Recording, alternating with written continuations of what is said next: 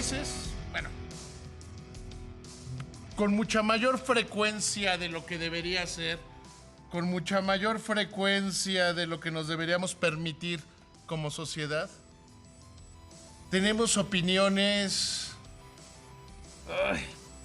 totalmente fuera.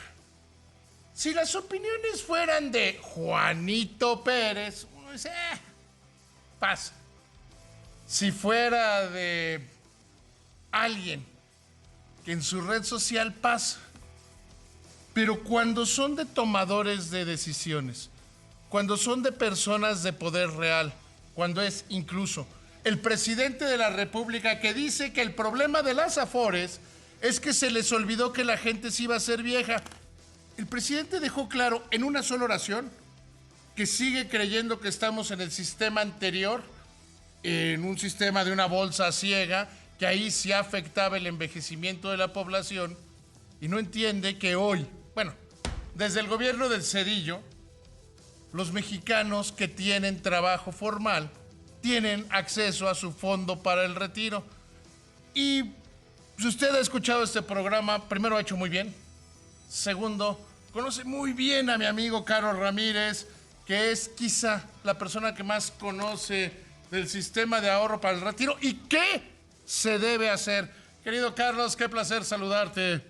David, muy buenas noches. Qué gusto saludarte a ti y a todo tu público nuevamente. Oye, querido Carlos, creo que tenemos que ir desde el fundamento. Cómo funcionan las Afores. Y te voy a pedir que seas paciente porque a la luz de lo que estamos viendo en la discusión de esta semana, se oyen más imbecilidades que cosas que sean ciertas. Pues mira, David, en efecto, como bien explicas, el sistema de las Afores, pues suele ser un blanco fácil de opiniones políticas, ideológicas, que pues básicamente pues tienen una intencionalidad de ese orden, pero que desconocen el funcionamiento del sistema de pensiones. Esta reforma que se llevó a cabo en 1997, recordándole a todo tu público, tuvo como objeto resolver un grave problema que venía acarreando el viejo sistema de pensiones. El viejo sistema de pensiones funcionaba: todos los que están trabajando aportan a una gran bolsa de recursos y de esa bolsa de recursos se le pagan las pensiones a las personas que están en jubilación. Funcionó pues razonablemente bien durante muchas décadas cuando había muchos jóvenes y pocos viejos.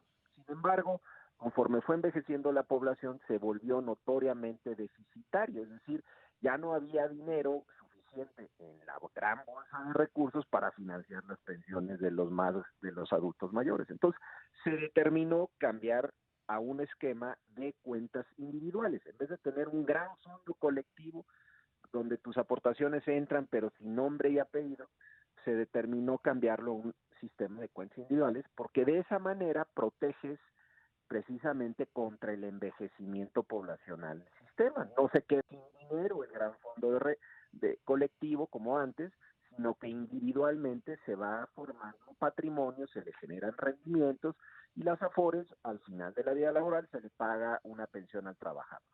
Ese cambio ocurrió hace 23 años, es increíble, pero seguimos discutiendo cosas que ocurrieron hace 23 años y además en un tono... Espérame, perdona, ahí sí ya no me aguanté. De repente hay quienes quieren discutir cosas que pasaron en 1850. O Bueno, sí, sea, perdón. discutir 97 no está tan mal a la No, luz de que en este gobierno les encanta discutir de temas que ocurrieron en 1850. El otro día le tuve que explicar a mi hija quién carajos era Lucas Alamán. Pues sí, lamentablemente la interpretación maniquea de la historia pues se ha puesto de moda y uno de los temas con el que nuevamente se utiliza de manera, desgraciadamente de manera muy irresponsable, es esta discusión de las pensiones, las Afores. A ver, el sistema de las Afores no es perfecto, simplemente requiere una reforma, pero es una reforma para fortalecerlo, no para destruirlo. Es una reforma que requiere y exige que ahorremos más, que logremos mejores rendimientos, que hagamos el sistema menos costoso, que resolvamos algunos temas del costo operativo del sistema, que ciertamente hay que mejorarlo, que ahorremos voluntariamente más, que incorporemos a más mexicanos. Todo eso sin duda es necesario, pero de ahí a pensar que Pero a se ver, y puede... te interrumpo, ¿Sí? todos esos temas los planteaste cuando fuiste servidor público. No dijiste una sola sílaba que no hubieras dicho cuando eras presidente de la CONSAR. O sea, no es que ya me fui y lo quiero reinventar. Y además, debemos reconocer que en tu gestión en la CONSAR, tú y quienes estaban contigo, empujaron por este tema diciendo, oigan, no va a alcanzar. Tú eres el creador de aquella famosa frase, el tsunami pensionario. Sí, en efecto, David. Pues sí, durante mi gestión, tuve el honor de ser 6 años presidente de la CONSAR, pues mantuve esta línea desde el día uno. Desgraciadamente, por consideraciones de otro orden, más asociados a la vida política del país, no se pudo llevar a cabo esa reforma, que hoy, dadas las circunstancias del poder mayoritario que tiene el partido en el poder, en ambas cámaras, podría llevarse a cabo. Entonces están sembradas las condiciones para llevar a cabo una buena reforma de pensiones. Y déjame decirte, David, que todo parecía indicar hasta enero, febrero, antes de COVID, que esa era la intención del gobierno, si bien pues todavía no había ningún detalle. Pero en los últimos 2 meses algo cambió, y ha cambiado el discurso presidencial de manera pues un tanto sorprendente, pero al mismo tiempo pues consistente con lo que estamos viendo en otros órdenes de la vida económica del país. Ujú. Entonces, y ya ahora, pues nadie sabe qué es lo que quiere hacer el gobierno con las pensiones y con las afores. Y la frase que utilizó esta semana el presidente de revertir, porque esa es la palabra que utilizó, revertir el sistema de pensiones, ya deja una gran duda de qué significa para él revertir el sistema de pensiones. Entonces, sí, Hijo, yo con el presidente, querido Carlos, siempre tengo como una duda. Y lo escribí en esta semana, ¿no? Que más bien hay que fijarte en lo que hace y no en lo que dice, porque dice muchas cosas muy extrañas y muchas cosas que evidentemente no sabe de qué está hablando, ¿no? O que no conoce. sí, yo digo, debo decirte que, en fin, los funcionarios públicos de la Secretaría de Hacienda conocen muy bien el tema, son gente muy razonable, gente que tiene buenas ideas A ver, en seguramente. Alcier está Carlos Noriega, que es uno de los precursores del sistema de pensiones. Así es, en efecto, ahí está Carlos Noriega O y el sea, si propio secretario. uno de los que hicieron el sistema de pensiones, es funcionario de la Secretaría de Hacienda. Así es, efectivamente. Y bueno, el propio secretario Herrera, es decir, conoce Sí, muy bien sí.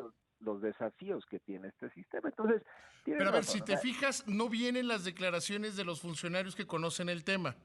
no, Vienen de ninguno de otros. ellos.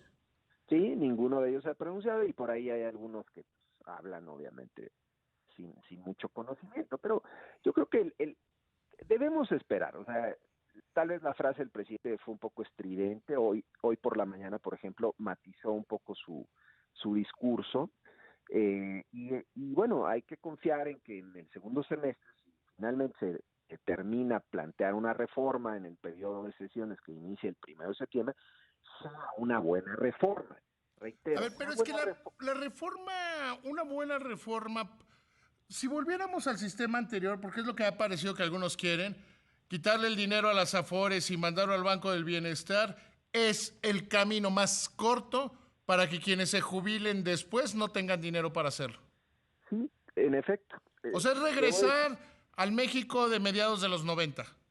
sí, digo que es imposible, pero Y peor, ¿eh? imposible regresar el tiempo, quiero decir. Una decisión en esa dirección de querer regresar al viejo sistema de pensiones, lo único que provocaría, David, es pues simple y llanamente que las generaciones futuras pues simplemente no tendrían pensión. No hay más. O sea, es decir, el gobierno no tiene dinero para financiar las pensiones.